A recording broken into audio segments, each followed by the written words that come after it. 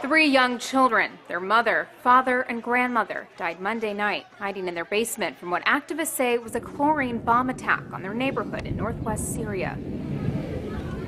Those activists are blaming the regime of Bashar al-Assad. The regime denies responsibility and, as it often does, is blaming the rebels. The allegations come just days after the United Nations Security Council condemned the use of chlorine as a weapon in Syria's civil war. But other toxic agents have attracted far more attention. It's believed sarin gas was fired from rockets in this deadly chemical weapons strike on the outskirts of Damascus.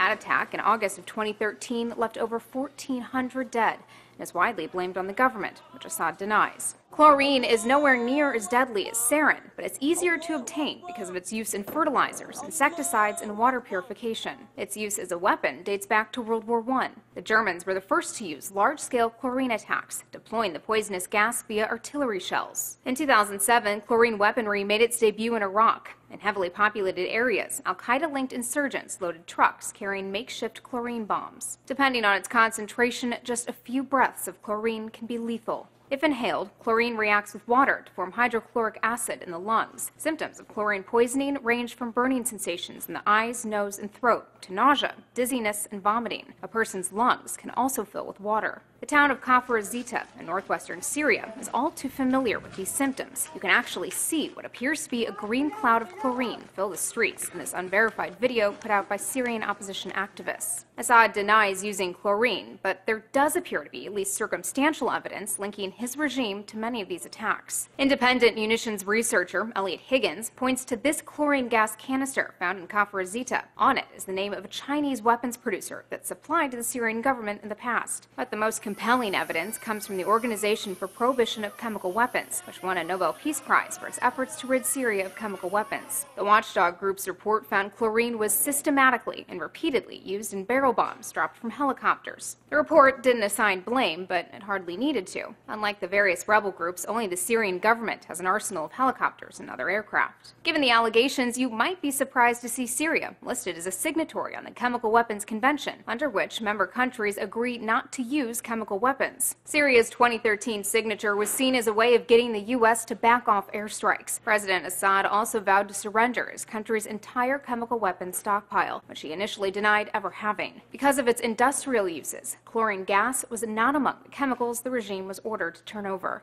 For Newsy, I'm Elizabeth Hagedorn, multiple sources, a broader view.